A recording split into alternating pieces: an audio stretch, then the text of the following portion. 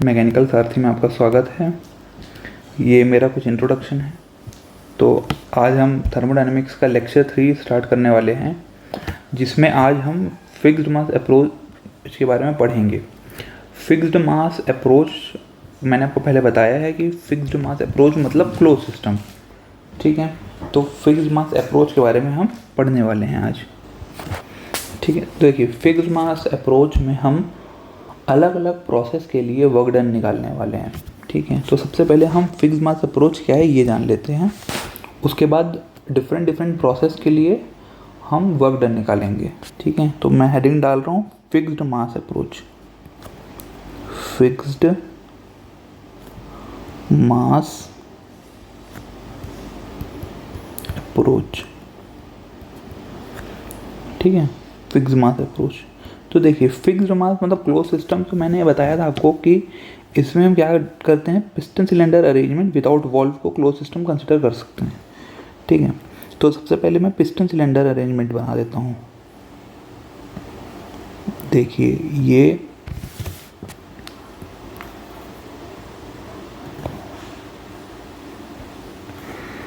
Piston है,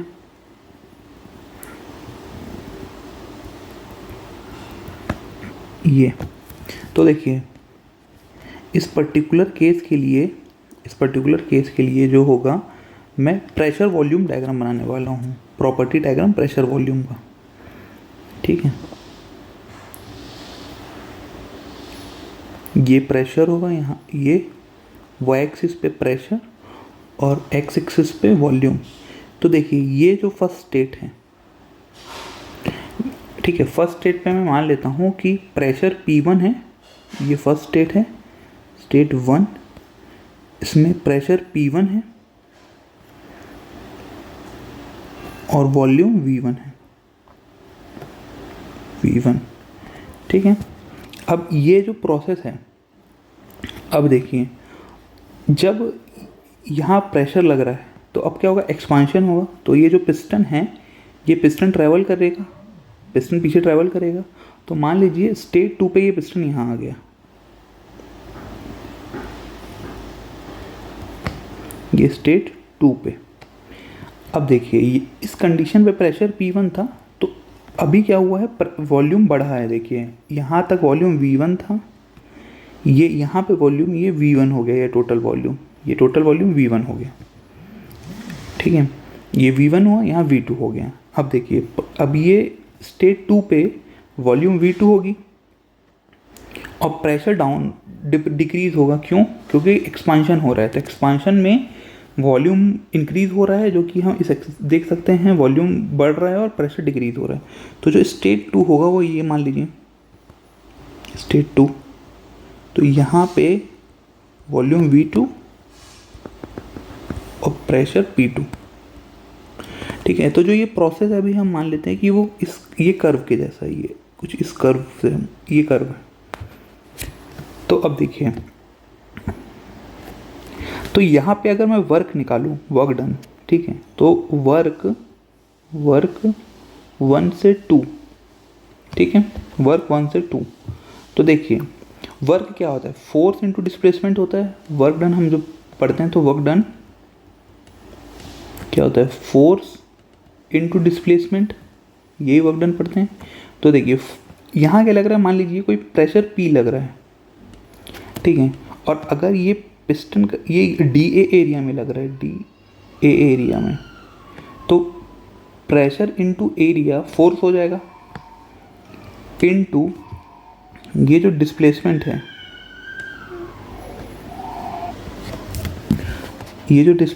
है, ये dx है।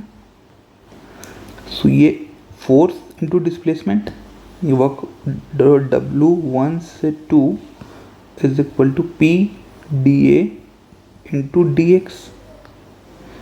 एरिया इंटू डिस्टेंस, क्या हो जाएगा, ये स्वेप्ट वॉल्यूम,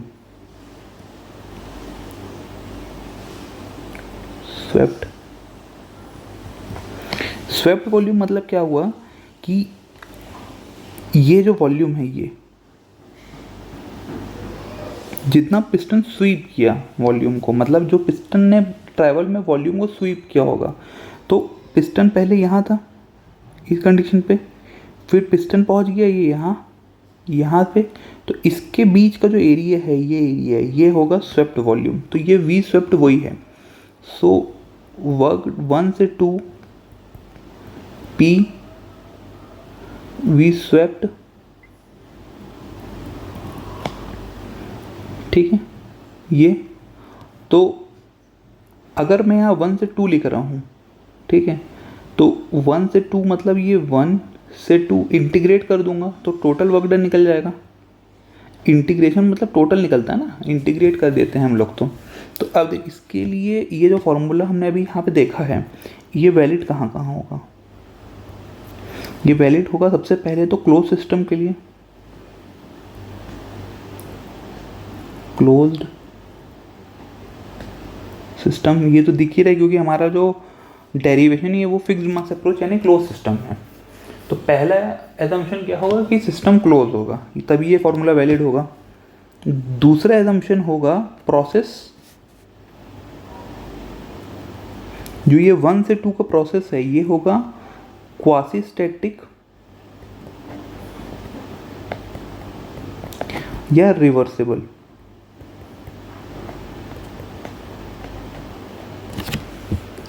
ठीक है, क्वासी स्टैटिक या रिवर्सिबल। तो ये जो फॉर्मूला हमारे पास निकला है ये बहुत इंपॉर्टेंट है। तो क्लोज सिस्टम के लिए, for close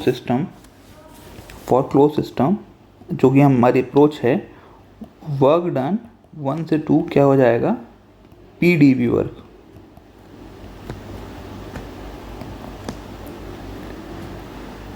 for close system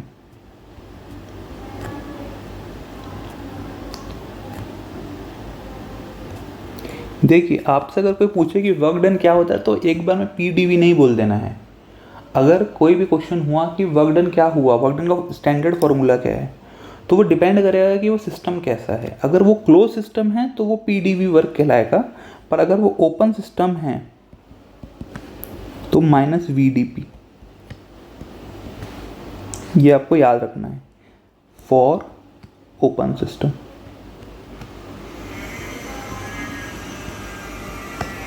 ठीक है, क्लोज सिस्टम के लिए पीडीवी होता है और ओपन सिस्टम के लिए वीडीपी होता है। ठीक है, अब देख लेते हैं अलग अलग प्रोसेस और उनके लिए वर्क डन का फॉर्मूला। तो वर्क डन का फॉर्मूला हमको पता है कि इंटीग्रेशन ऑफ पीडीवी है। तो सबसे पहला प्रोसेस कांस्टेंट वॉल्यूम प्रोसेस, इसी को बोलते हैं आइसोकोरिक, इसी को बोलते हैं आइसोमेट्रिक। ये तीनों नाम का मतलब है कि वॉल्यूम कांस्टेंट। ठीक है, तो देखिए अगर वॉल्यूम कांस्टेंट है तो जो डीवी है, चेंज इन वॉल्यूम 0 होगा, क्योंकि अगर वॉल्यूम कांस्टेंट है तो V1 = V2 होगा एंड dV क्या होगा? V2 - V1 एक प्रकार से। तो क्योंकि ये दोनों बराबर हैं तो इस केस में dV 0 हो जाएगा। अब वर्क 1 से 2 क्या है? PdV। अब dV 0 है तो वर्क भी 0 हो जाएगा। हम सबसे पहले वर्क निकाल ले रहे हैं सारे प्रोसेस के लिए, फिर इसको ग्राफ में कैसे प्लॉट करना है पीवी डायग्राम के, ये हम वो भी देखेंगे, कोई दिक्कत नहीं। ठीक है, तो पहला प्रोसेस सिंपल था, कांस्टेंट वॉल्यूम। अब दूसरा प्रोसेस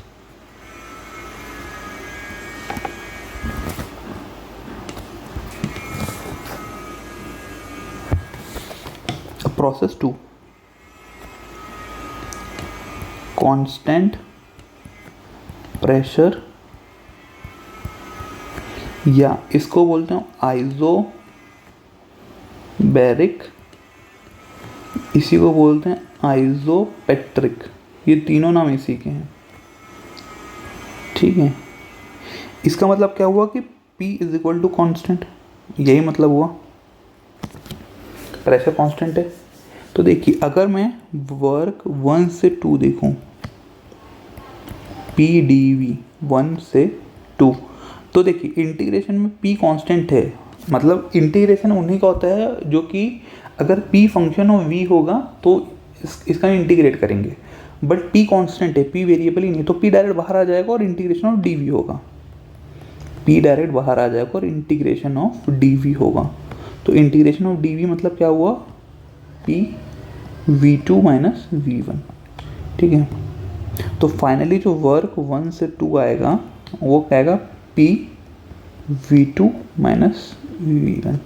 ये कांस्टेंट प्रेशर के लिए।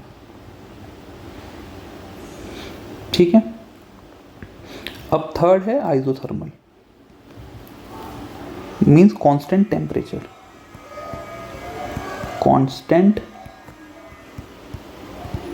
टेम्परेचर इसी को बोलते हैं हम आइसोथर्मल।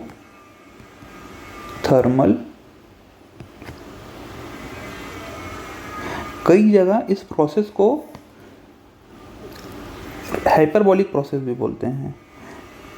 तो T is equal to constant, मतलब isothermal process when plotted on PV diagram. तो अगर PV में अगर प्लॉट करेंगे then it is rectangular hyperbola.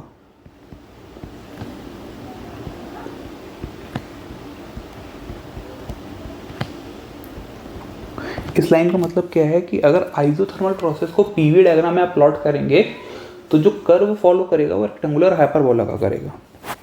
ठीक है, तो देखिए आइसोथर्मल प्रोसेस है, सो अगर आइसोथर्मल प्रोसेस में अगर आइडियल गैस को फॉलो कर रहा है वो आइडियल गैस को, तो आइडियल गैस क्या होता है, P V is equal to M R T. अगर टेम्परेचर कांस्टेंट है, M and R is fixed, so P V is equal to constant भी बोल सकते हैं इसको। टेम्परेचर कांस्टेंट है ना, तो P इंटू वी भी कांस्टेंट हो गई। ठीक है, अब इसके लिए हम वर्क डन देखते हैं। तो देखिए W 1 से 2, P D V 1 से 2। तो देखिए या तो आप तो यहाँ से देखिए तो P क्या होगा, P जो होगा वो C बाई वी होगा, कांस्टेंट अपॉन वॉल्यूम, बस वॉल्यूम को आपने नीचे भेज दिया है। ठीक है, तो अब इंटीग्रेशन ऑफ 1 से 2, P क्या है C by V into D V. जो C है वो बाहर चला जाएगा, कांस्टेंट 1 से 2 डी वी बटा वी। तो डी वी बाई वी का इंटीग्रेशन होता है नेचुरल लॉग ln। सो 1 से 2 C log V 1 से 2 C log V2 minus log V1। ये log V2 अपॉन V1 हो जाएगा, इसका माइनस में है तो वर्क 1 से 2 C log V2 by V1। ठीक है, देखिए एक फॉर्मूला ये हो गया। ठीक है, अब देखिए C क्या होगा, जो C है वो P1 V1 भी हो सकता है, P2 V2 भी हो सकता है। ठीक है, कांस्टेंट है ना P1 V1, तो PV इक्वल टू C है, चाहे वो P1 V1 is equal to C होगा या P2 V2 is equal to C होगा। ठीक है, तो आप यहाँ पे C की वैल्यू रख सकते हैं, और हमने आइडियल गैस माना है तो C क्या हो सकता है, MRT भी हो सकता है, क्योंकि ये PV के बराबर है ना, as it is equal to P1 V1, ये दोनों के बराबर हो सकता है। सो जो W 1 से 2 है,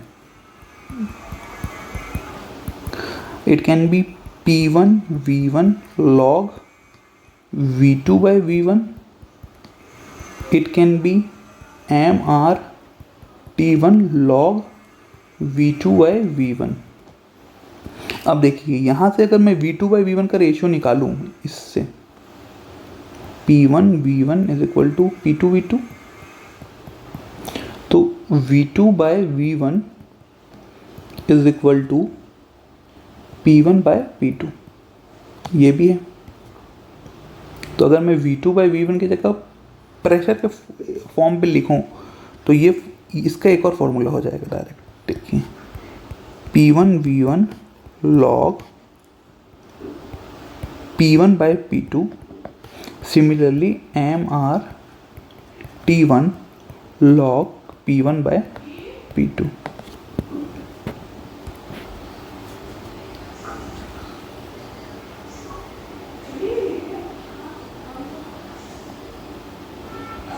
ये फाइनल आपका फॉर्मूला, ठीक है। तो ये फाइनल आपका फॉर्मूला हुआ। अब देखिए आपको यहाँ से समझ आएगा कि देखिए अगर आइसोथर्मल प्रोसेस वो बोल रहा है, ठीक है, तो if V2 is greater than V1, isothermal process अगर V2 is greater than V1 means final state का volume is greater than initial state volume. So W1 से 2 पॉजिटिव होगा, ठीक है, एंड वाइस वर्सा, ठीक है। ये आपको याद रखना है कि अगर वॉल्यूम ज़्यादा होगा तो वो वर्क पॉजिटिव होगा, क्योंकि V2 बाई V1, क्यों, क्योंकि V2 बाई V1 का रेशियो इज ग्रेटर देन 1 और log greater than 1, log natural log greater than 1 always positive, इसीलिए ये W1 से 2 आपका पॉजिटिव आएगा। तो ये आइसोथर्मल प्रोसेस हो गया। अब फोर्थ है एडियाबैटिक प्रोसेस।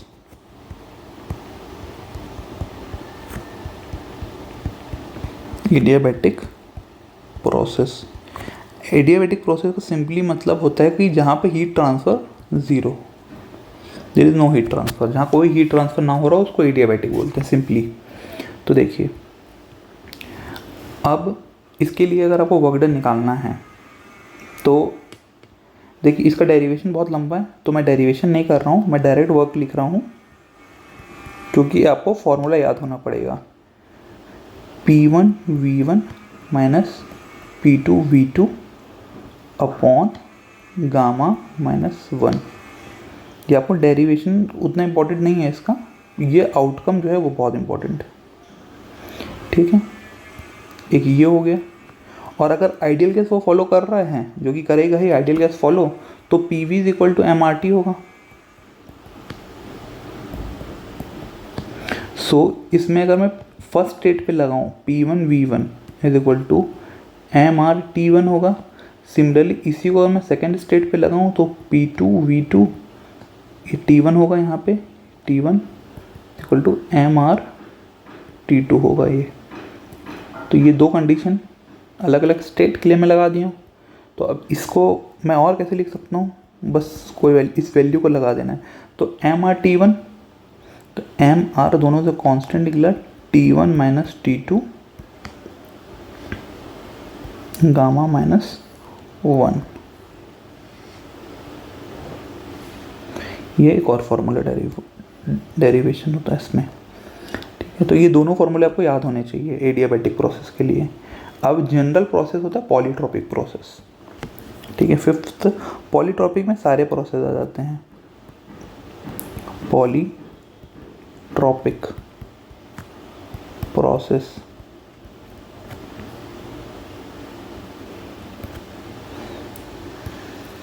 तो पॉलीट्रॉपिक प्रोसेस का फॉर्मूला सेम होगा, बस गामा की जगह n आ जाएगा। n पॉलीट्रॉपिक इंडेक्स होता है।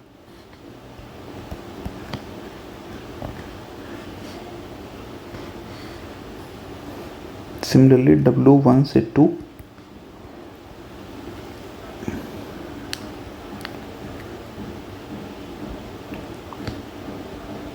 Minus T2 upon n minus 1, ठीक है। ये दोनों फॉर्मूले बहुत इंपॉर्टेंट है। Where n is polytropic index, ठीक है, तो एक बार हम देख लेते हैं कि हमने फॉर्मूले कौन से देखे हैं अभी तक। तो देखिए वर्क के हमने कौन सा फॉर्मूला देखे, कांस्टेंट वॉल्यूम का जिसमें वर्क ज़ीरो, कांस्टेंट वॉल्यूम अगर प्रोसेस है तो वहाँ वर्क डन ज़ीरो होगा। कांस्टेंट प्रेशर है तो P V two minus V one. Isothermal के हमने ये पूरे डेरिवेशन देखे हैं और ये फॉर्मूले देखे हैं। सिमिलरली एडियाबैटिक का ये फॉर्मूला है और पॉलीट्रॉपिक प्रोसेस का एक फॉर्मूला है। ठीक है, तो ये वर्क डन के अलग अलग प्रोसेस के लिए हमने फॉर्मूले देखे हैं। अब जो ये अलग अलग प्रोसेस हैं ये पीवी डायग्राम में कैसे इनको प्लॉट किया जाता है ये बहुत इंपॉर्टेंट है। ठीक है, पीवी डायग्राम। ठीक है, तो हेडिंग है plotting of various process on PV diagram.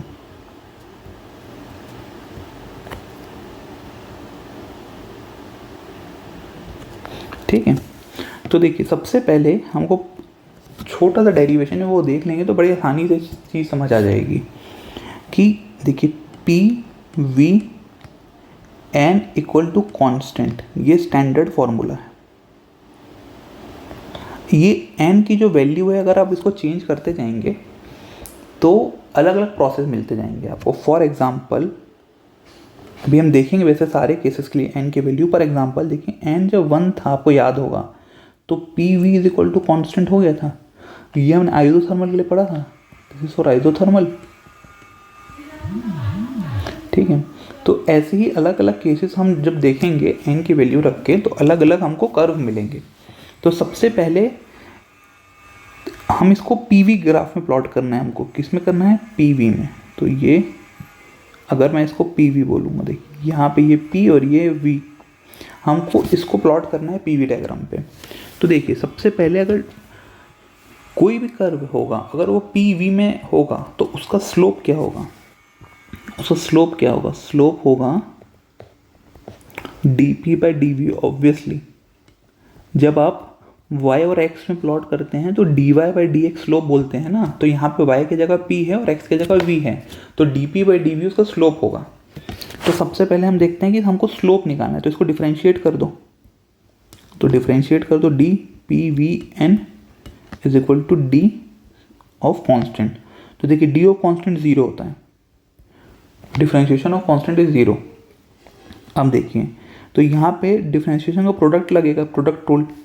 तो प्रोडक्ट रूल आप लगाएंगे तो यहाँ पे पहले पी डी वी एन के साथ plus V N D P is equal to zero. P इसका अगर डिफरेंशिएट करेंगे वी एन का तो ये क्या होगा? Into n V N minus one into D V plus V N D P is equal to zero, ये होगा। तो देखिए यहाँ पे P n V N upon V, ये अगर माइनस एन माइनस वन है तो अगर मैं वी नीचे कर दूंगा तो V N upon V N minus one ही हो जाएगा into D V plus V N D P is equal to zero. अब मान लीजिए ये वी एन हट गया, सो पी एन, ये वी एन हट गया, उधर जाके ज़ीरो है तो ज़ीरो का डिनोमिनेटर कुछ भी हो वो ज़ीरो ही होगा। तो पी एन, ठीक है, तो P N D V by V plus D P is equal to zero. हमको D P by D V का रेशियो चाहिए, वो किसके इक्वेट आ रहा है? बराबर।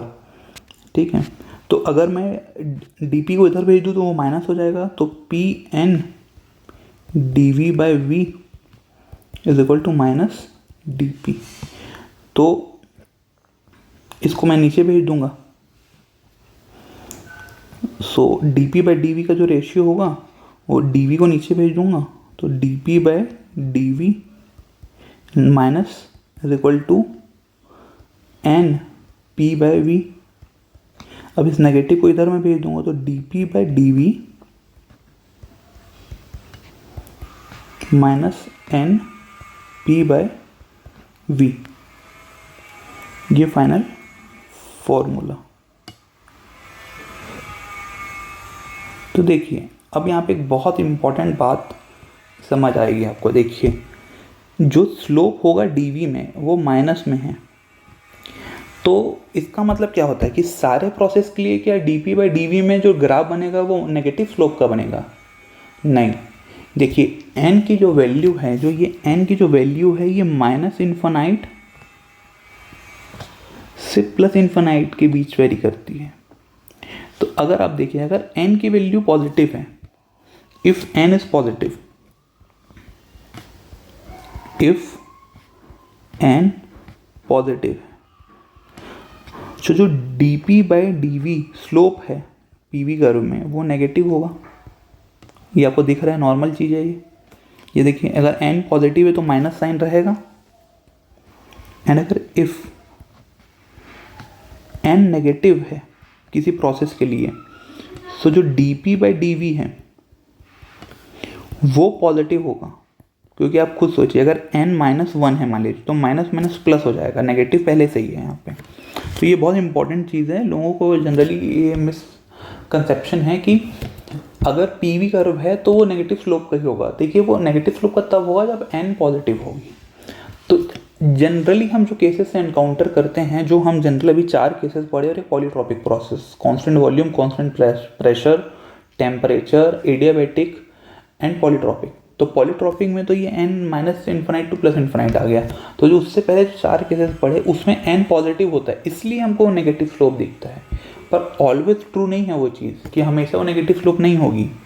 ठीक है, तो अब देख लेते हैं अलग अलग प्रोसेस के लिए n की वैल्यू, और उसको यहाँ पे हम पीवी डायग्राम में ड्रॉ करेंगे। तो सबसे पहला जो प्रोसेस है कांस्टेंट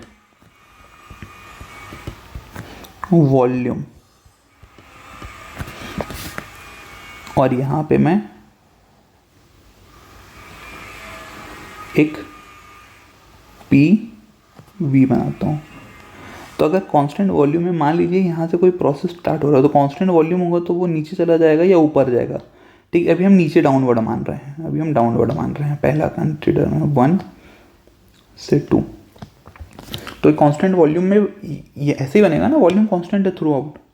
ठीक है, सो इसमें n की वैल्यू क्या होगी? तो अगर मैं देखूँ P V N is equal to constant, तो इसके लिए n की वैल्यू होती है प्लस इन्फिनाइट, इन्फिनाइट होती है। ठीक है, सेकेंड केस हमने जो देखा था कांस्टेंट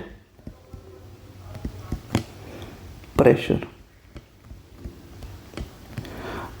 ठीक है, तो ये P V N is equal to constant हर जगह है, तो कांस्टेंट प्रेशर अगर मैं ड्रॉ करूँ तो प्रेशर कांस्टेंट है, तो कर्व ऐसा बनेगा कुछ, ये अगर 2 मान लीजिए इनिशियल से फाइनल, ये ऐसा बनेगा ना 1 से 2, तो प्रेशर कांस्टेंट है, तो इसके लिए n 0 होगा, इसके लिए n 0 होगा। ठीक है, अगर आप देख लीजिए ना, अगर P V n equal to constant है, पी वी की power 0 is equal to constant, तो v की मतलब किसी की भी पावर अगर 0 है तो वो 1 हो जाएगी उसकी वैल्यू, तो p is equal to constant. तो हम यही तो बोल रहे हैं प्रेशर कॉन्स्टेंट है। ठीक है, थर्ड कंडीशन आइसोथर्मल। तो आइसोथर्मल प्रोसेस के लिए तो मैंने आपको पहले ही बता दिया है कि n 1 होता है लास्ट में, P V is equal to constant, so n is equal to 1। तो जो आइसोथर्मल प्रोसेस होगा वो n इज इक्वल टू 1, मतलब इसका जो स्लोप होगा वो dp by dv minus p by v होगा, क्योंकि n 1 है पॉजिटिव, तो नेगेटिव स्लोप होगा। देखिए नेगेटिव है, तो किसी का भी अगर स्लोप नेगेटिव होता है तो वो ऐसे ड्रॉ होता है। तो ये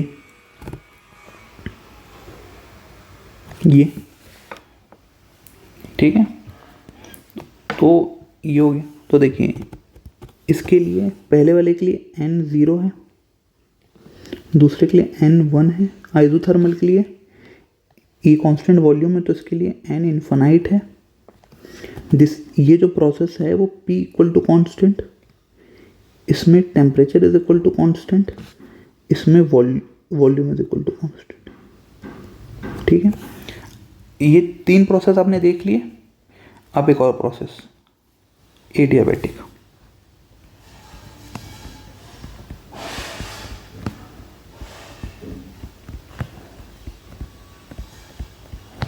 तो एडियाबैटिक में था सिंपली n जब गामा होगा, जब n गामा होगा, गामा अलग अलग प्रोसेस के लिए अलग अलग होती है। हम अलग अलग गैसेस के लिए, monoatomic, diatomic, triatomic के लिए गामा की वैल्यू कैलकुलेट भी करने वाले हैं आगे, तो अब उसके लिए बिल्कुल टेंशन मत लीजिए। अभी जो पढ़ा रहे हैं आप उस पर ध्यान दीजिए पहले। तो dp/dv, क्योंकि n जो है वो गामा के टाइम है, तो माइनस गामा p/v, यही होगा ना। तो देखिए गामा जो होता है वो 1 से ज़्यादा होता है। फॉर एग्जांपल एयर के लिए आपने सुना होगा कि गामा की वैल्यू 1.4 होती है, तो वो 1 से ज़्यादा है। तो इसका मतलब यहाँ पे एक इम्पॉर्टेंट बात है, adiabatic process is more steeper than isothermal process, isothermal process in PV diagram. भाई कौन से डायग्राम में, कौन से प्रॉपर्टी डायग्राम में, तो वो PV डायग्राम। PV डायग्राम में वो मोर स्टीपर है। ठीक है, जब हम TL डायग्राम देखेंगे तो वहाँ अलग कंडीशन निकलेगी। PV डायग्राम में एडियाबैटिक मोर स्टीपर, मतलब इसका मतलब समझ रहे हैं आप क्या है? मोर स्टीपर मतलब मोर स्लोप, ज़्यादा स्लोप। तो इसका मतलब एडियाबैटिक का स्लोप गामा टाइम्स मोर है, क्योंकि माइनस, इसमें माइनस p/v है, इसमें माइनस गामा p/v है, तो गामा टाइम्स मोर स्लोप। ठीक है, तो इसको भी हम ड्रॉ कर लेते हैं यहाँ इस कर्व पे।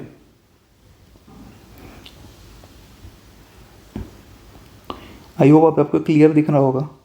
तो ये n इक्वल टू 1 था, तो इससे स्टीप मतलब इससे, सॉरी हाँ, इससे स्टीप मतलब क्या है, ये। ठीक है, तो इसके लिए क्या होगा, n इक्वल टू गामा। ठीक है, तो ये एडियाबैटिक प्रोसेस है। देखिए अगर कोई ऐसा पॉलीट्रॉपिक प्रोसेस हुआ, एग्जाम्पल मैं यहाँ पे आपको लिख देता हूँ ये चीज़। अगर कोई ऐसा पॉलीट्रॉपिक प्रोसेस हुआ, पॉलीट्रॉपिक प्रोसेस अगर ऐसा हुआ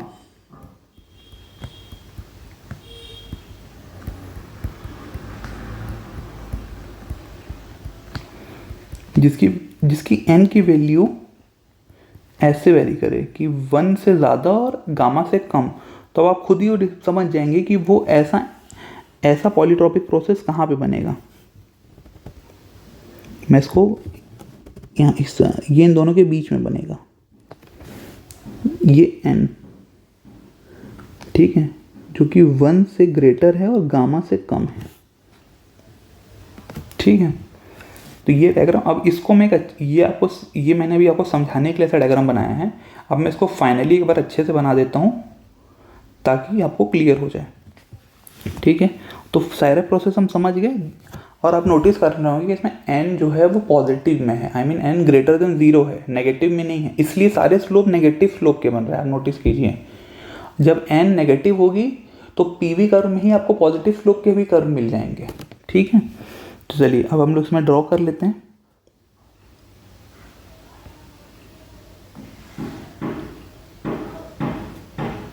फाइनल में हम इसको ड्रॉ कर लेते हैं एक बार। देखिए इस पॉइंट से अगर स्टार्ट हो रहा है तो ये n equal to 0, n is equal to infinite, n equal to 1, ये n1 और गामा के बीच n की value, and this is gamma. ठीक है, तो जब इसको आप इसमें कर देखेंगे ऐसे, इसमें, तो इसी का एक्सटेंशन हो जाएगा। ठीक है, तो ये जो प्रोसेस है ये N0, ये N1, ठीक है। इसी का ग्राफ का एक्सटेंशन हो जाएगा ये, जहाँ पे 1 N गामा, और यही गामा वाले कर्व का, इस कर्व का एक्सटेंशन हो जाएगा ये। तो यहाँ पे N जो है वो गामा, ठीक है। तो अगर आप नोटिस कर रहे होंगे कि N जो है वो ऐसा बढ़ रहा है यहाँ पे, और यहाँ पे ऐसा N बढ़ रहा है क्लॉकवाइज में। समझ रहे हैं मैं क्या बोल रहा हूँ कि क्लॉकवाइज में N बढ़ रहा है, चाहे आप इस साइड प्लॉट करें, चाहे ये एक्सपांशन के लिए, ये जनरली एक्सपांशन के लिए होता है, ये वाला, ये पोर्शन एक्सपांशन के लिए है, ये एक्सपांशन के लिए है, और ये वाला पोर्शन कंप्रेशन के लिए, कंप्रेशन, ठीक है। तो क्लॉकवाइज में n की वैल्यू बढ़ रही है। देखिए n यहाँ पे 0 है, फिर 1, फिर 1 और गामा के बीच, फिर गामा, फिर इन्फिनाइट। सिमिलरली अच्छा यहाँ पे भी n की वैल्यू, ये इसके लिए n की वैल्यू इन्फिनाइट होगी, ठीक है। तो ये स्टैंडर्ड प्रोसेस है, ठीक है। इसमें आपको हर जगह n की जो स्लोप है वो नेगेटिव दिख रहा है, क्योंकि n की वैल्यू ग्रेटर देन 0 है, n की वैल्यू पॉजिटिव है, इसलिए पीवी डायग्राम पे अलग अलग प्रोसेस के स्लोप आपको नेगेटिव दिख रहे हैं, ठीक है। आई होप आपको ये समझ आ गया होगा, एंड ये डायग्राम बहुत इंपॉर्टेंट है। तो ये इसके बाद हम फर्स्ट लॉ पढ़ेंगे, और गामा की अलग अलग गैसेस के लिए जो वैल्यू निकलती है हम उसको पढ़ लेंगे, उसको छोटा सा डेरिवेशन है वो भी कर लेंगे। फिर जो अलग अलग गैसेस हैं उनका टेम्परेचर से उन पर क्या इफेक्ट पड़ता है, उनकी CP CV गामा, ये सब हम देख लेंगे। उसके बाद फर्स्ट लॉ है, तो अगले वीडियो में हम वो पढ़ेंगे। तो आई होप आपको ये वीडियो समझ आया होगा अच्छे से, और कोई भी डाउट हो तो आप कमेंट में लिख सकते हैं। तो चलिए मिलते हैं नेक्स्ट वीडियो में, थैंक यू।